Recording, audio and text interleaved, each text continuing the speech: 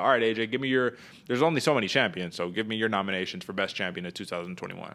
Right at the top of the list, Derek Camaro Usman, man. Yeah, very dominating performance. It's the reason I picked him for Fighter of the Year. Dude is incredible. And even undervalued, underestimated by a lot of people out there, man. Very impressive for him.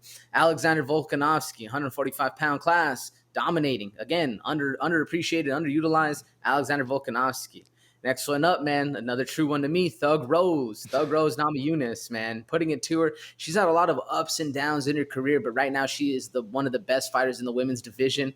Next one up, obviously you got Bullet and you got, now Juliana Pena, but I think the Bullet's in there for consideration as well. But next one up for me, man, Charles Oliveira, again, underrated, underutilized, underappreciated. A lot of these people, a lot of the lists I've been going with are people that have been doubted a lot in their past and then risen through the end and actually made it to the pinnacle of their sport. And following trend with that, man, Brandon, the baby assassin, Moreno. Yeah, dude, the way he went about his whole style of fighting. I'm pretty sure he left the UFC at one point and came back in. I could be wrong on that, but I'm pretty sure I'm right. Brandon Moreno, man, got it done against the bully, Davison Figueiredo. Very impressive year for him as well. Who are your best champions, Derek? Well, I will say the assassin baby definitely did get cut from the UFC for a little bit and did come back, which made his story much more impressive. But it's interesting. I just want to say it's interesting to see how we both interpreted the criteria on this one, because mine's a little bit of a different list. So I got Usman, obviously, at the top, 3 title defenses, stunning, one of the busiest fighters in the UFC this year, and he was a champion, so that's very telling. Valentina Shevchenko, 2 title defenses. We already talked about it. Thug Rose regains the women's strawweight title and defends it, even though that defense was very, very controversial. But I guess that's neither here nor there.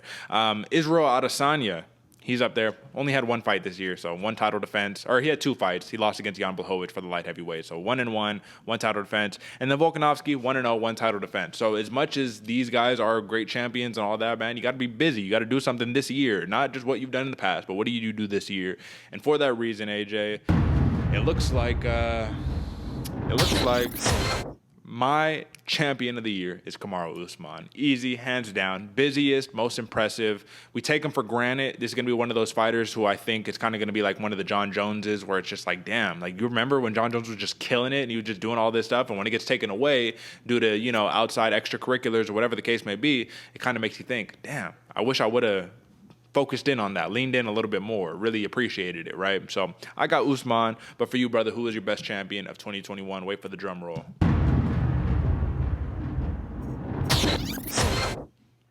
Man, my best champion of 2021, Derek, I'm going with the baby assassin, Brandon Moreno, brother. Just his whole story about getting cut, coming back, getting the draw, and everybody thinking that he's just going to get absolutely demolished by Davison Figueiredo. Man, very impressive win. Ends up choking him out. Brandon Moreno did big things in 2021. He even caught a Modelo sponsorship. Homeboy's on TV now, man. This dude did it all, did everything he's ever wanted, providing for his family. First Mexican-born UFC champion. The storyline basically wrote itself for me. That's why I had to give Camaro the Fighter of the Year, because I feel like Brandon Moreno, very underlooked, underappreciated by a lot of people, but showed up big when it counted and put on for La Raza. Put on for La Raza. You're right. No, in terms of narrative, storyline, all that good stuff, man. I mean, listen, Moreno even could have probably been Fighter of the Year for that storyline. But either way, man, interchangeable. He's the best champion for you. I got Usman as best champion for me.